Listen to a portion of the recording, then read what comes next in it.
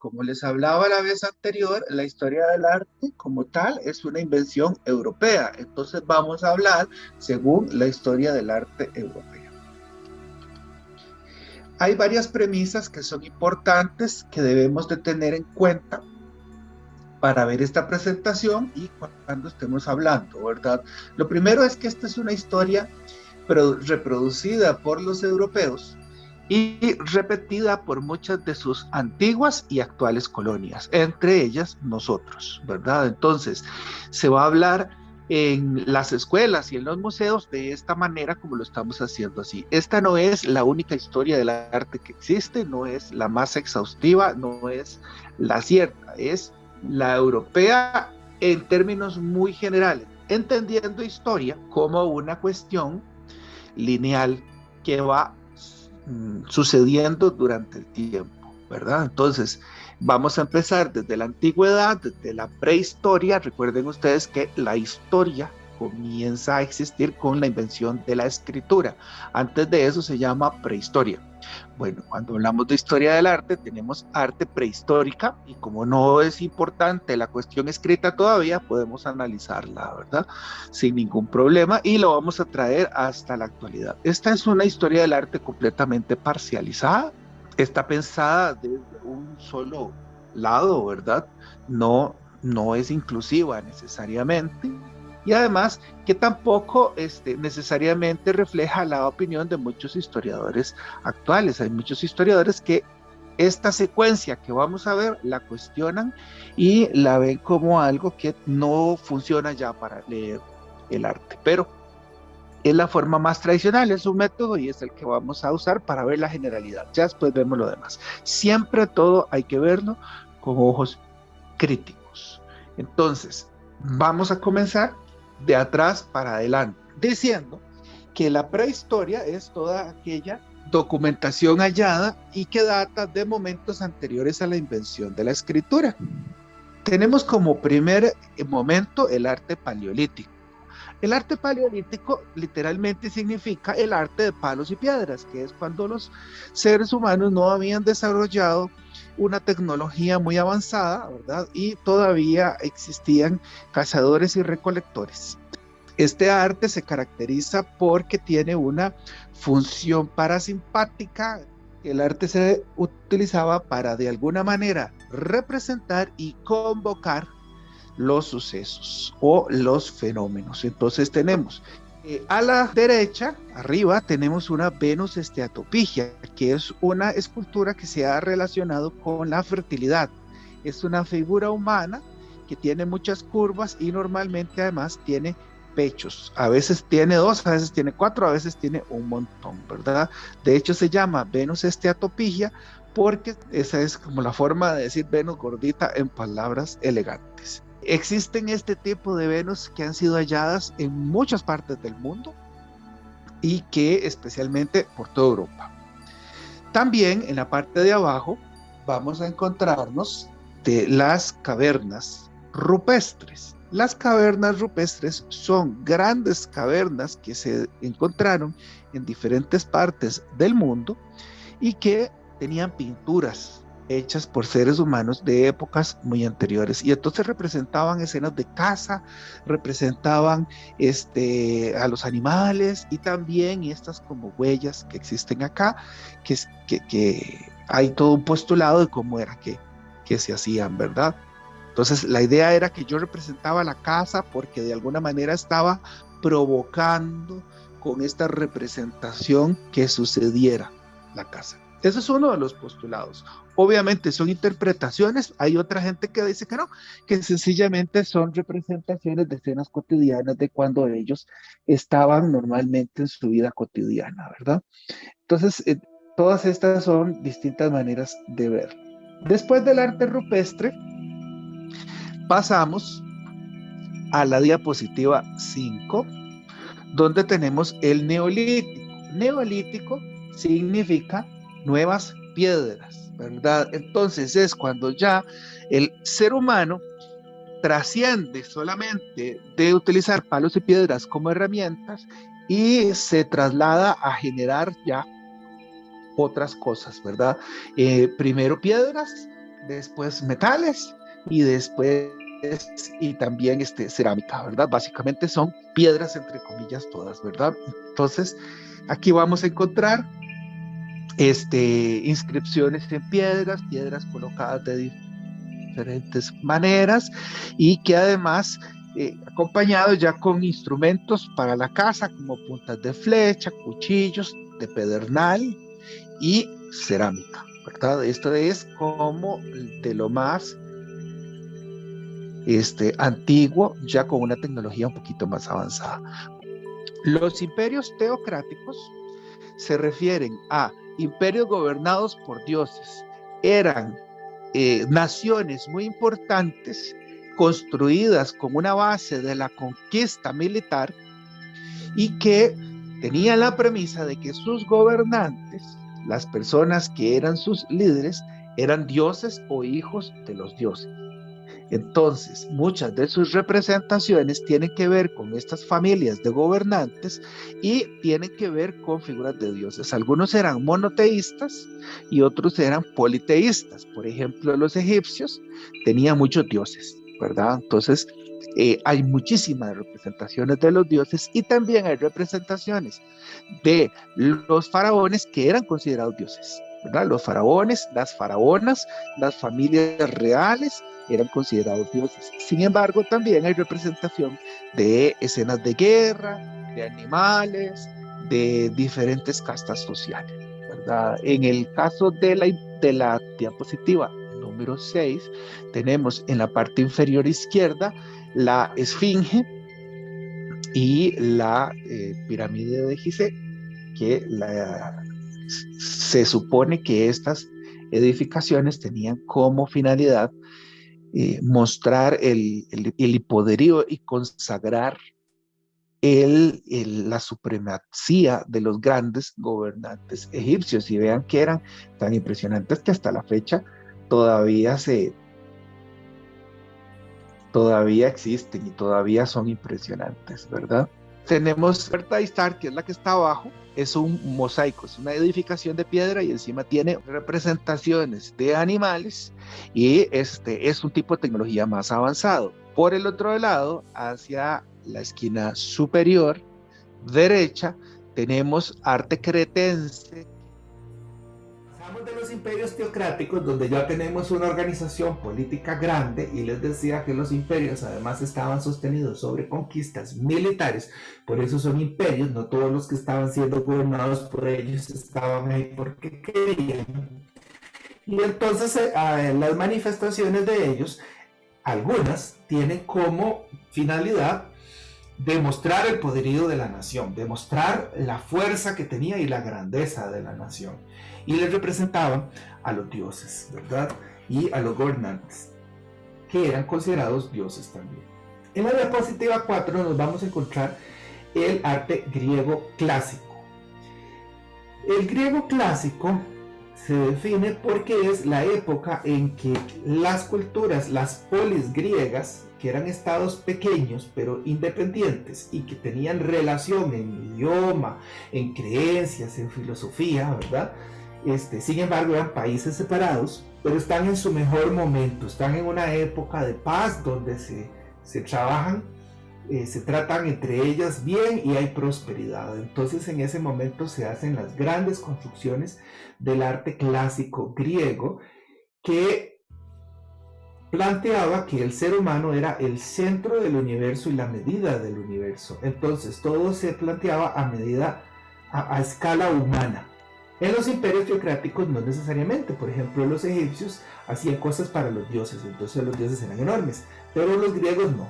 Los griegos dicen que el ser humano es la medida del universo y entonces reproducen figuras a escalas humanas en diferentes medios. Por supuesto, en estos lugares abundaba el mármol, abundaba esta piedra blanca, que es una piedra muy hermosa, y hacían muchas cosas con esto. De ahí heredamos, gracias a eso, mucho del arte griego. Sin embargo, hay una importante proporción del arte griego que está en cerámica y que también la conservamos, y casi no existe nada de pintura griega, porque casi todo se cayó con los años. Hace milenios de esto, entonces se fueron cayendo. Dato curioso para que lo tengamos en cuenta después, las figuras las hacían en mármol blanco, pero no era porque les gustaba lo blanco que era el mármol, pintaban el mármol. Entonces, las obras que nosotros hoy vemos, que son así blanquititas y que relacionamos todo lo griego con blanco, es por puro desgaste. Pero el Partenón así lo hacían maravilloso, toda piedra, y después lo pintaban de rojo, blanco, rojo ocre, azul ocre y amarillo ocre. Todo lo pintaban, ¿verdad? Incluso hay muchas esculturas que les ponían ojos de vidrio, ¿verdad? Entonces, el arte como nosotros nos lo recibimos y como estamos acostumbrados a verlo clásico, no era así. Nosotros reproducimos eso incluso, pero es por nuestra situación, digamos, actual. Después viene el periodo helenístico. Es posterior al griego. Los griegos, las ciudades griegas decaen y entonces surge Alejandro Magno como un conquistador formado dentro de las escuelas griegas, pero Alejandro Magno es macedonio, ¿verdad? Es un poquito más al norte, y ellos llevan el arte de los griegos un poco más hacia adelante, donde ya aquellas figuras serenas y aquellas proporciones relajadas se cambian por cosas muchísimo más expresivas. Aquí tenemos algunos ejemplos, y sí, de eso sí tenemos un poquito de pintura, como es en el caso de la imagen en el centro de la diapositiva 8, ¿verdad? En la diapositiva vemos a la izquierda a Laoconte y sus hijos, ¿verdad? Que es una escultura maravillosa con una cantidad de detalle impresionante en la fisionomía, en las formas, es muy mimético, lo cual significa que imita la naturaleza, y a Laoconte se le ven los tendones, se le ve el ombligo, se le ven las venas, se le ve el pelo, la expresión es muy figurativa, ¿verdad? Como les digo, tenemos pintura que es menos detallada, y por el otro lado tenemos aquella cosa maravillosa que es la puerta de ¿cómo es que se llama así? La puerta de Pérgamo, me parece, ahorita se me va el nombre, que es esta edificación ya muy completa, ¿verdad? Con todo tipo de relieves y etcétera. Obviamente esto está restaurado, y como les decía, estas esculturas no están en Grecia, estas esculturas están en otros lugares de Europa, ¿verdad? En la diapositiva 9 vamos a hablar ya sobre el arte romano, que retoma todo lo anterior. Los romanos se basan en los griegos, se basan en los helenísticos, y además se basan en los etruscos, y constituyen una cosa que va más lejos, ¿verdad?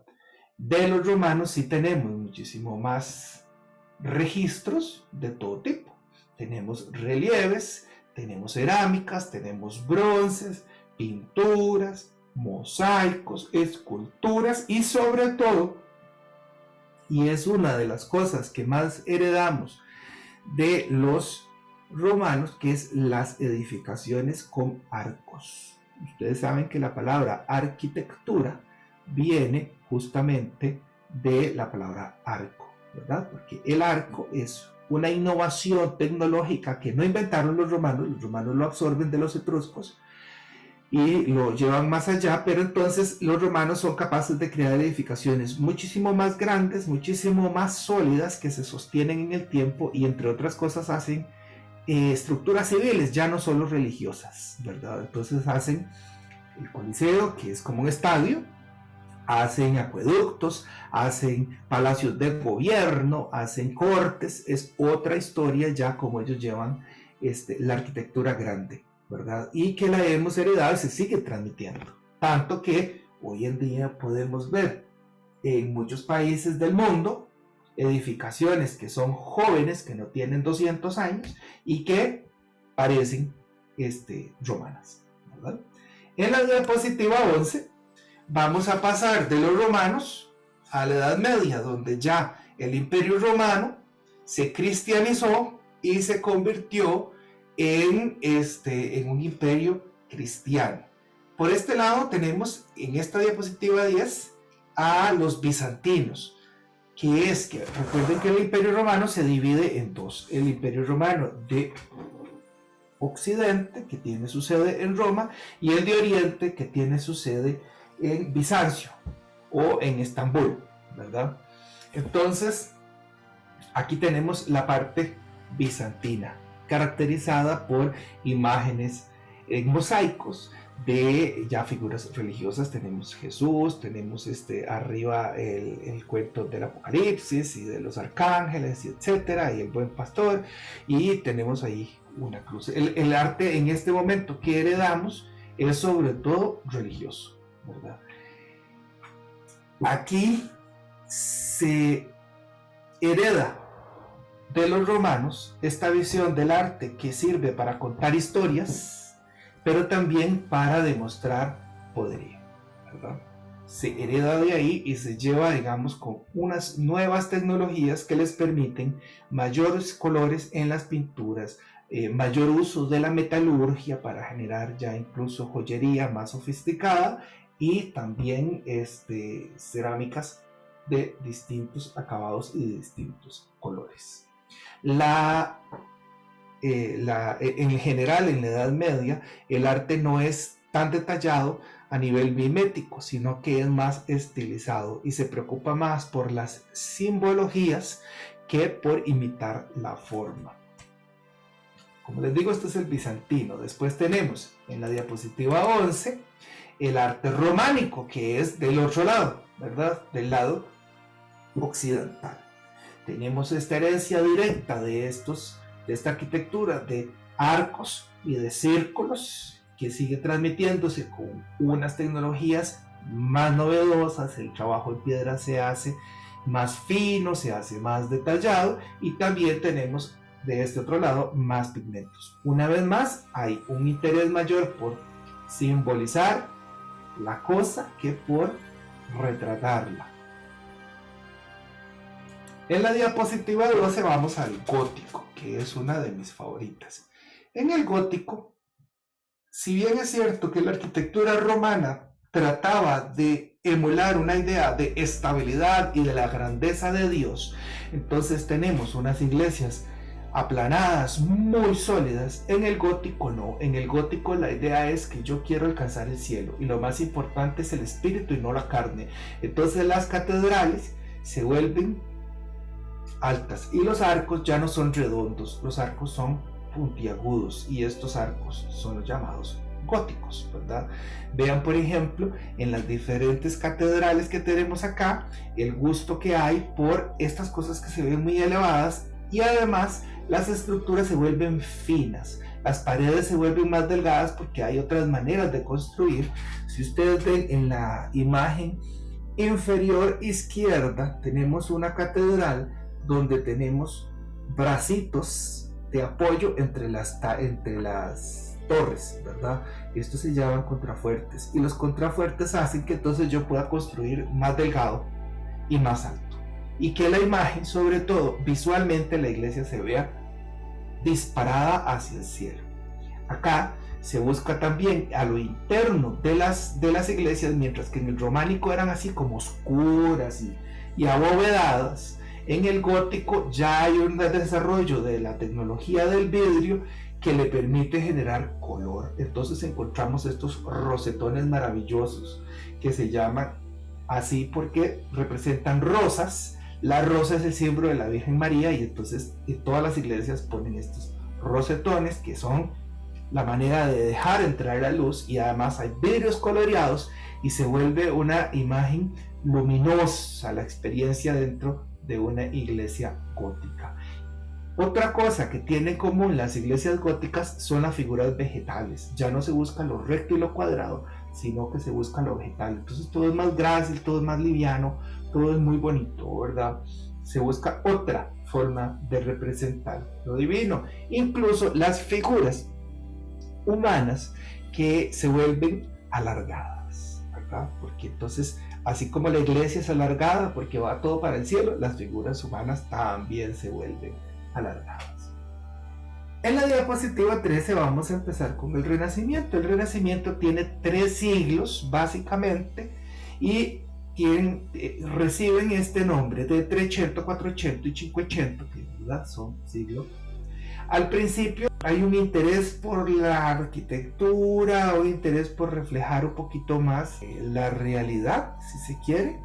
Las figuras tienen una precisión anatómica más importante y también encontramos un gusto por las figuras geométricas y la composición a partir de figuras geométricas. Entonces, en la primera que ustedes ven así a la izquierda, es una figura de Giotto donde vamos a encontrar una serie de cuadrados y las composiciones están planteadas en triángulos y todo está como muy ordenadito, ¿verdad? En el 480 tenemos a Botticelli y vean cómo ya mejoró la tecnología sustancialmente desde el 380 al 480 y encontramos una grandísima cantidad de colores muy variados y la aplicación se vuelve muchísimo más sutil y hay un interés todavía más profundo por representar la realidad. El Renacimiento retoma, admira a los griegos y a los romanos y entonces mientras que en la Edad Media tengo una representación más simbólica, más estilizada, en el Renacimiento, que se supone la era de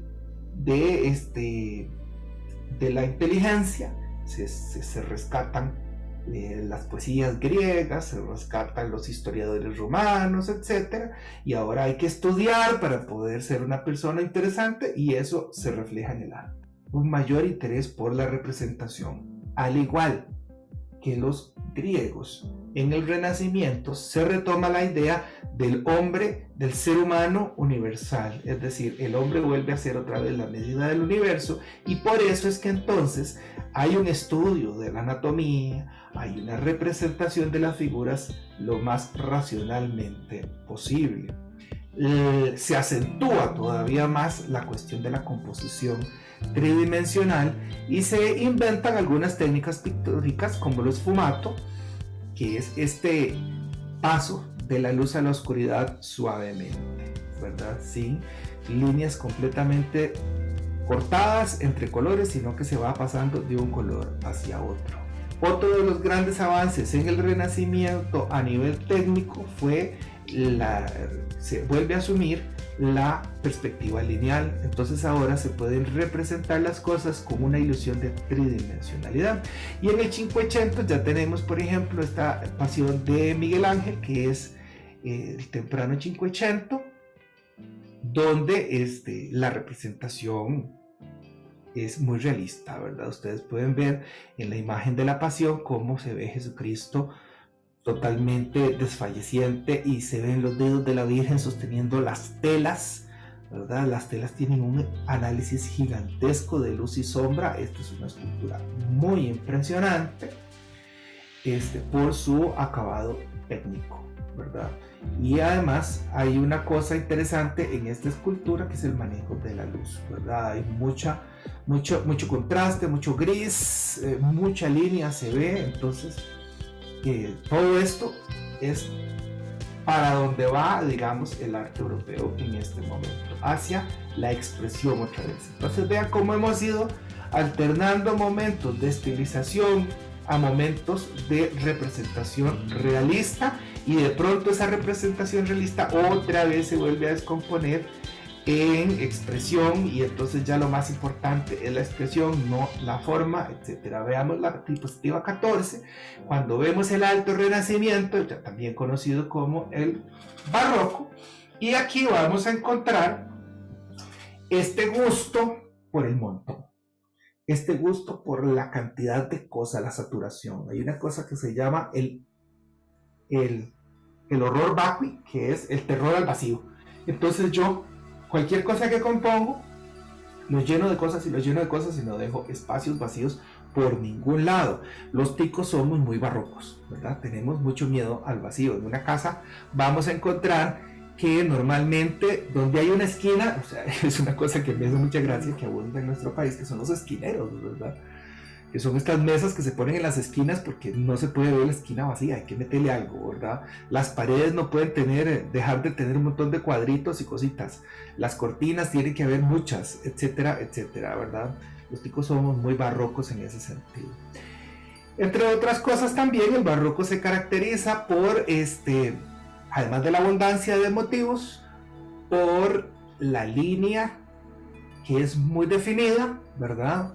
Y que es muy nerviosa, es decir, se encuentran líneas bailando por todas las composiciones. Aquí tenemos a la derecha un altar y a la izquierda tenemos, entre las figuras humanas, nos despegamos un poco de la proporción real y ya no nos interesa que se vea realista ni que se vea sereno, nos interesa que se vea así como muy expresivo, muy extremo. Entonces vamos a tener, las personas están en posiciones incomodísimas, las contorsiones de los miembros son muy exageradas y también hay una deformación adrede de la figura humana en general en todo el barroco.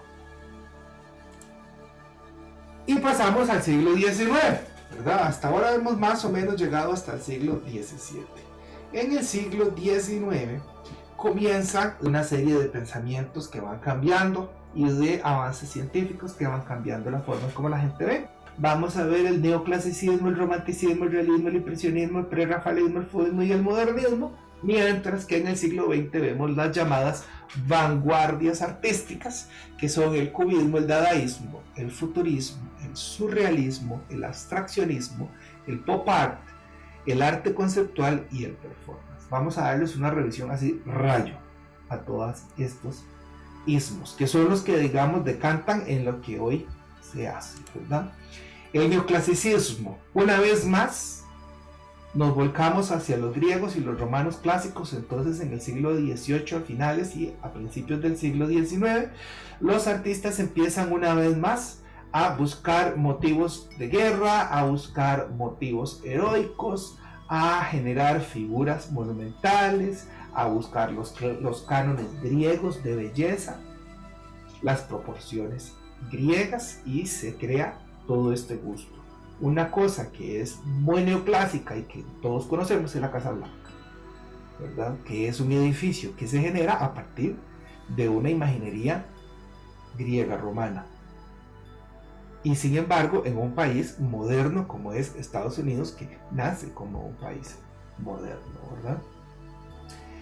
Después encontramos el romanticismo, que se parece más bien al barroco. El romanticismo busca los relatos místicos, las tragedias, de hecho, el romance como nosotros lo conocemos, las películas románticas vienen de ahí, ¿verdad? De esta idea de que existe belleza en la tragedia, de que lo triste es hermoso y es sublime, y entonces encontramos otra vez las figuras deformadas, otra vez una abundancia de motivos, una abundancia de elementos, y incluso este gusto por cosas anteriores, ¿verdad? El romanticismo también se inspira mucho en el gótico, revisa de alguna manera movimientos que se dieron en el arte con anterioridad, los retoma, ¿verdad?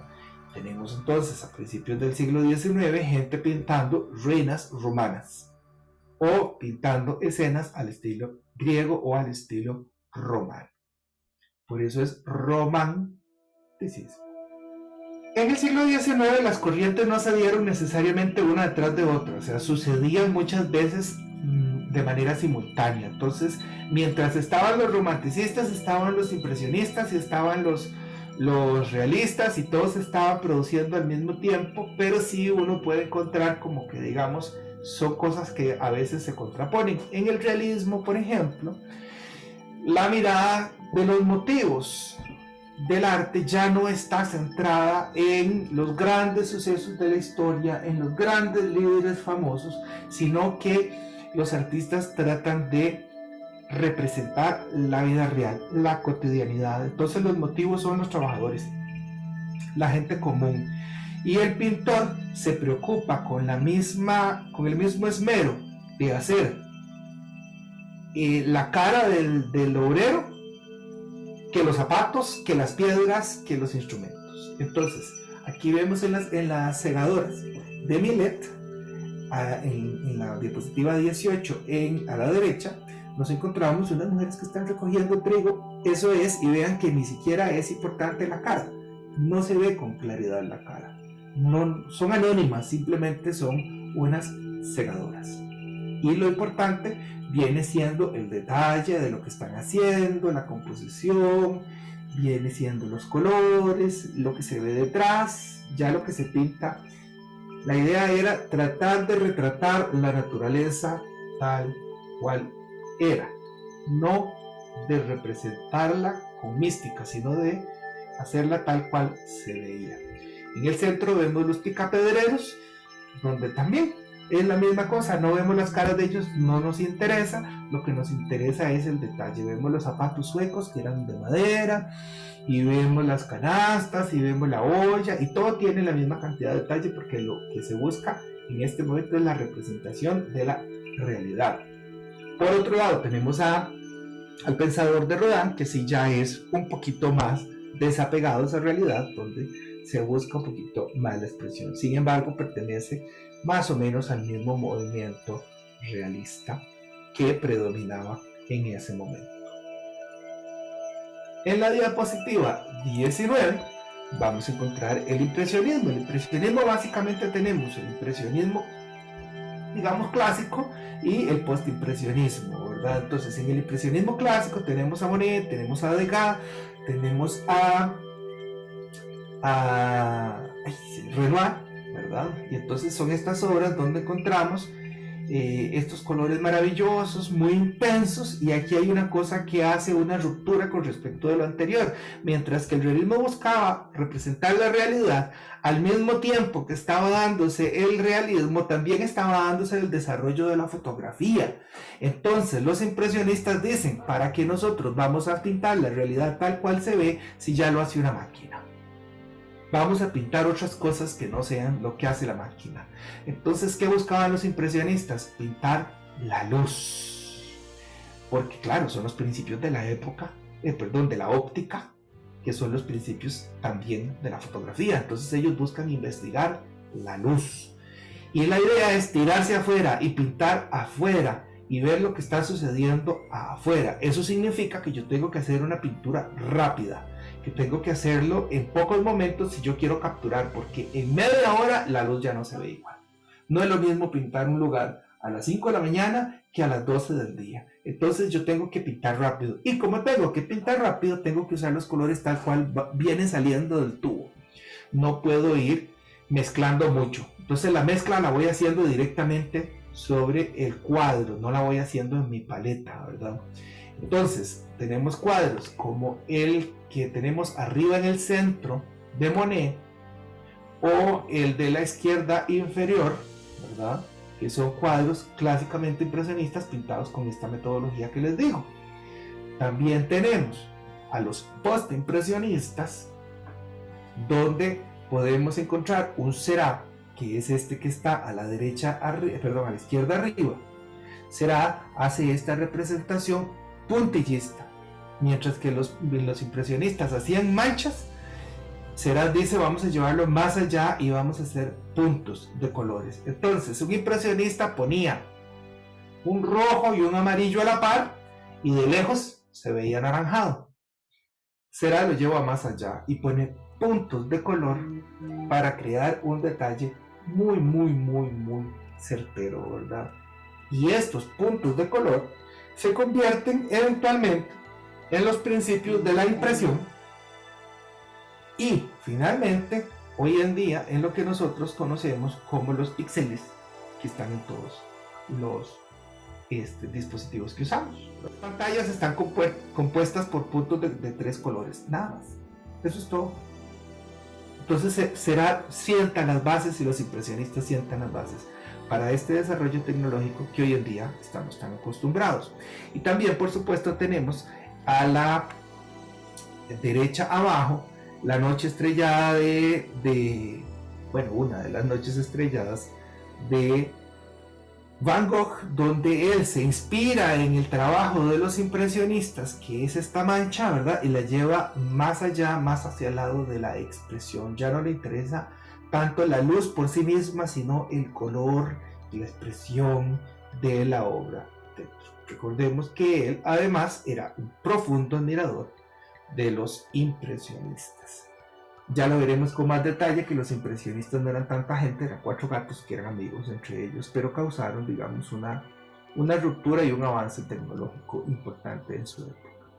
En la diapositiva 20 vemos el prerrafaelismo y el fauvismo, que son posteriores también al impresionismo, y nos vamos a encontrar donde ya existe un desarrollo bastante amplio de la fotografía. Entonces lo que nos interesa no es representación de la realidad de forma mimética, sino que recurrimos a otras maneras de expresar. En el prerrafaelismo los temas de el adulterio, de los temas románticos vuelven a estar en boga. Se utiliza así un color muy intenso, pero como muy mezclado. Y vean, por ejemplo, en el caso de la imagen de la izquierda, tenemos una figura de una mujer que tiene un cuello imposiblemente largo, ¿verdad? No existen personas que tengan el cuello tan largo, pero se deforma adrede para que entonces sea más expresivo y más interesante.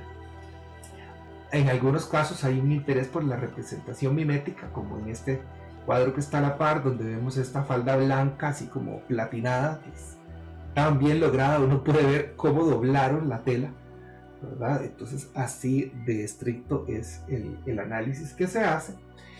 Y por el otro lado tenemos los fauvistas, cuyo interés es el color por sí mismo. Entonces ellos ya utilizan grandes plastas de color y no les interesa tanto la forma, el contorno de las formas, sino que todo se convierte en planos de color. En la 21 vamos a pasar al cubismo, y ya estamos en el siglo XX, ¿verdad? Y en el siglo XX ya los impresionistas vieron la luz, los otros vieron el color. Entonces los cubistas dicen, vamos a explorar otra dimensión, vamos a explorar el tiempo. Y entonces tratan de hacer una representación de un objeto visto desde diferentes momentos y desde diferentes ángulos al mismo tiempo. Y por eso es que se descomponen estas figuras, y es como coger facetas y pedazos de lo que está sucediendo y ponerlas todas al mismo tiempo. Y eso se trata básicamente el cubismo. Todos conocemos a Picasso como el cubista más famoso, pero Picasso pasó por el cubismo, no fue el que hizo más cubismo. Ahí lo veremos después. Aquí tenemos también una escultura cubista, donde vean que ya la representación figurativa no tiene sentido, pero tampoco tiene sentido decir vamos a crear una batalla, vamos a crear... No, aquí es otro el interés. El futurismo también se aleja de la representación mimética y dicen, a nosotros nos interesa el movimiento, porque los futuristas se basan en las máquinas y dicen que es interesantísimo ver cómo las máquinas, al ir a tal velocidad, al moverse con gran velocidad, deforman de alguna manera lo que uno ve, ¿verdad? Entonces ya tenemos a la derecha, debajo del subtítulo futurismo, tenemos a la derecha formas continuas de movimiento en el espacio, así se llama esa escultura, y es una escultura de bronce, donde es la descomposición de una persona que se va moviendo, cómo ese movimiento tratar de plasmarlo. Y en el cuadro que tenemos amarillo a la par, es descendiendo la escalera, es una persona como se ve bajando por las escaleras, ¿verdad? Ojo que lo que tratan es de congelar en un momento el movimiento, igual que los cubistas tratan de congelar en un momento varios otros, pero desde distintos enfoques. Toda esta gente que hemos visto en su momento fueron personas rechazadas por quienes tenían el canon del arte y después reasumidas, readoptadas como grandes artistas. Hoy en día todas estas obras son muy valiosas y están en los mejores museos. En la imagen 22 tenemos el dadaísmo y el surrealismo. El dadaísmo dice es el arte de lo feo. El dadaísmo dice, si tenemos una vida que es fea, porque el arte tiene que ser bonito. El arte hasta entonces estaba visto como lo ordenado, como lo hermoso, como lo sublime, y los dadaístas dicen ¿por qué? Los dadaístas originalmente eran personas que estaban huyéndole a la guerra, a la Primera Guerra Mundial. Muchos de ellos eran exiliados de sus propios países, y tenemos también que tomar en cuenta que para esta época ya existe el cine, entonces la gente puede ver escenas de la guerra La gente desde sus casas no tiene que estar en la guerra para ver escenas de la guerra. Ya no es que me cuentes, ya lo ves y se ve que la guerra es fea. Y se ve que las máquinas contaminan y se ve la destrucción que causamos los seres humanos. Entonces ellos dicen, si el mundo no es bonito, ¿por qué el arte tiene que ser bonito? Y entonces crean el antiarte, lo feo. Cosa que hasta el momento todavía se sigue haciendo dadaísmo más de 100 años después.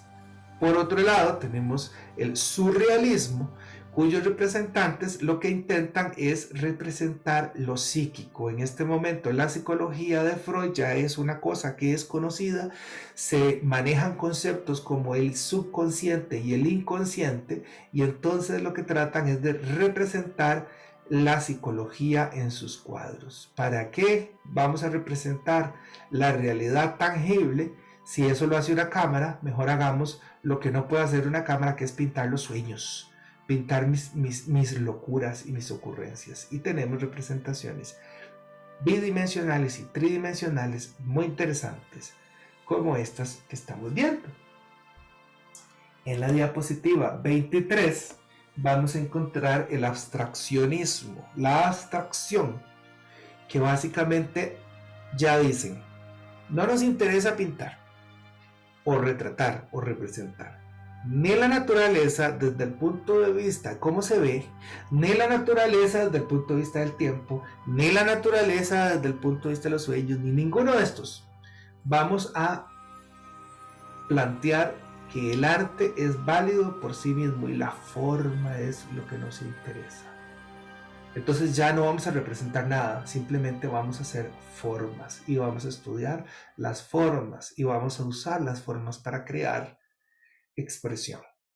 Tenemos un Pollock a la izquierda, que es expresionismo abstracto, básicamente son chorretes de pintura, y ahí lo importante es la expresión que alcanza el artista a través de impregnar de forma violenta el lienzo.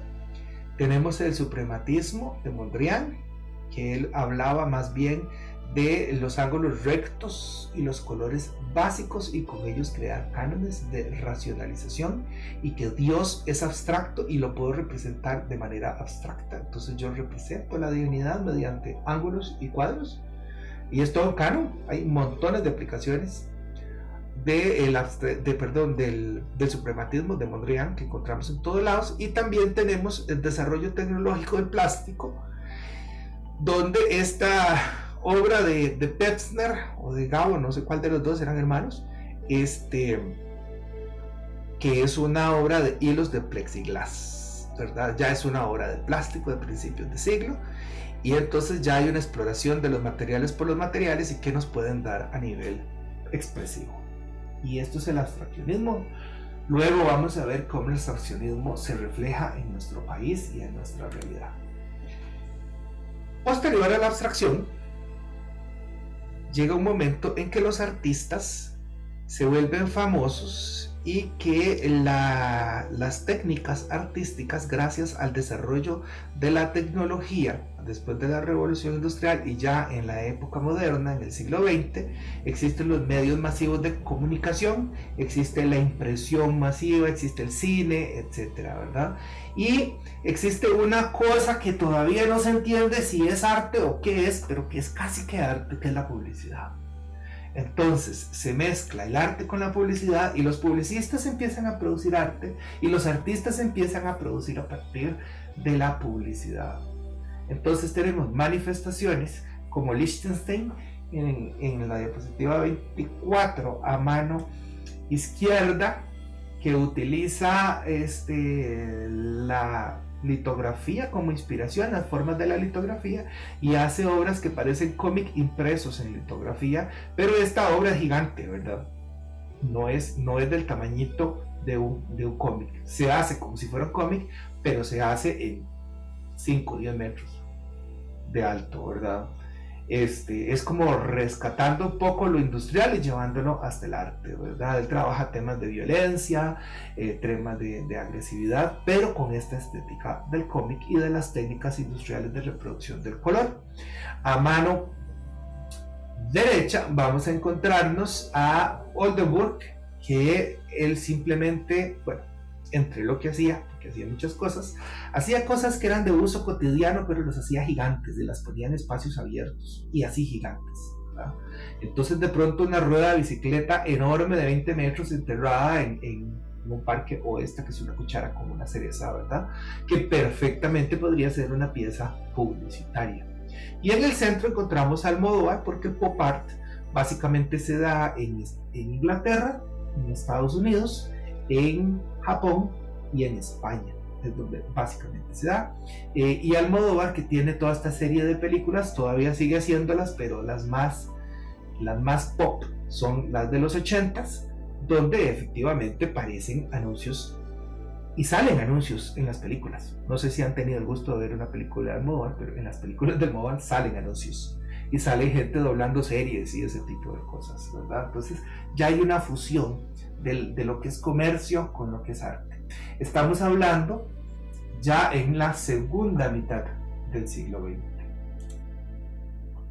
A partir del desarrollo del dadaísmo, que era una cosa que cuestionaba las formas del arte, nos encontramos en la diapositiva 25 el arte conceptual. Ya lo importante no es la forma, ya lo importante no es la técnica, no es que me quede bonito, es cómo voy yo a hacer para decir las cosas. Entonces, lo fundamental es la idea detrás de la pieza de arte. Y tenemos, por ejemplo, a la izquierda este Volkswagen desarmado, y esa es la obra, esa es la escultura, está en una galería de arte, y esa es. O tenemos esta plomada, de estas que se usan de construcción, y aquí lo importante es cuál es el concepto que se desea transmitir, o esta otra que son medias panties, ¿verdad? Con una tela. Vean que lo importante aquí no es si se ve bonito, lo importante aquí no es si se ve técnicamente, si el artista tuvo que esforzarse técnicamente. Lo importante es la intención que tiene el artista de comunicar, el concepto más allá de la forma. Lógicamente, el arte conceptual necesita obligatoriamente tener una racionalización, una justificación por detrás. Es decir, una obra de arte conceptual no la podrás entender a menos que te la expliquen. Y eso es algo que no sucedía con el arte moderno. En el arte moderno se suponía que la obra por sí misma tenía valor, y usted veía aquellas manchas y usted tenía que ver cómo las entendía, porque ya la obra te decía las cosas. En el arte anterior, en el arte clásico, en el renacentismo, etc., la obra te contaba cosas, en sí misma te decía cosas, y entonces no había que hacerte el cuento. Con el arte conceptual sí. Con el arte conceptual, si no te lo explican, no lo vas a entender bien, ¿verdad? Y eso significa necesariamente una separación del público, del artista y de los espacios de los museos. No todo el mundo tiene acceso a la explicación, no todo el mundo es capaz de entenderlo, y no a todo el mundo le gusta. Arte conceptual es una forma de arte que todavía está muy en boga. En la diapositiva 26 vamos a encontrar el performance, donde el artista se vuelve la obra de arte. Ya el artista no produce una obra, el artista es la obra de arte. Y el artista se pone en una posición donde lo importante es lo efímero, lo del momento, y su cuerpo es su lienzo. Entonces tenemos a Joseph Beuys que se encierra durante una semana, creo que es una semana, con un lobo en un apartamento abandonado, un apartamento vacío en Nueva York, y se mete con un lobo salvaje y no tiene más que ese bastón y esa cobija, ¿verdad? Y entonces esa obra, lo que tenemos es el registro, pero no de la obra. La obra era el magia ahí metido, ¿verdad? Y obviamente recibe toda una publicidad y todo un aparato de divulgación que hace que la gente se entere. Pero lo importante ahí no es el artista pintando, es el artista haciendo cosas. El artista se vuelve la obra.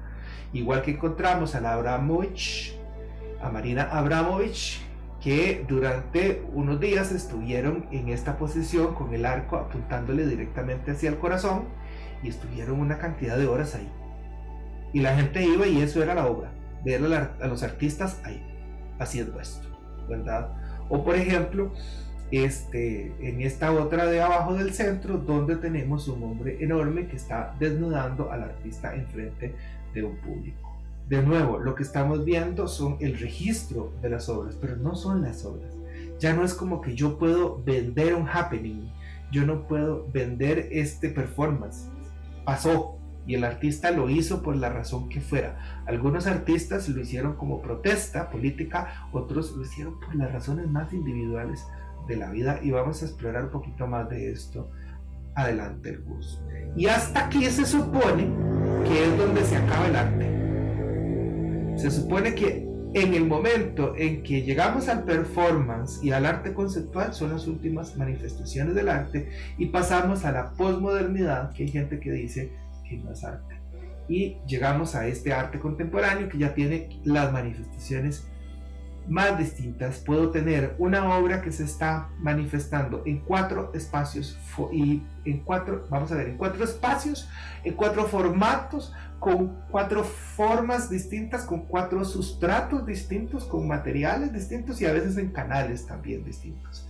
Hace poco tuvimos Traje Humano de Manjoo, que es una pintora, y era toda una composición de sucesos la obra, donde Manjoo no era la única que pintaba, no era la única que hacía el arte, sino que incorporaba bailarines, incorporaba animadores, actores, e incluso el público mismo ingresaba dentro de una sucesión de sucesos, de performance y de happening que tuvieron lugar durante todo un año. Y eso fue aquí. O por ejemplo vemos esta obra que es del Museo de Arte y Diseño Contemporáneo, de los cuchillos colgando desde el techo, en la diapositiva 27, ¿verdad? Y bueno, ¿qué es eso? ¿Verdad? Yo como espectador, ¿qué es lo que agarro?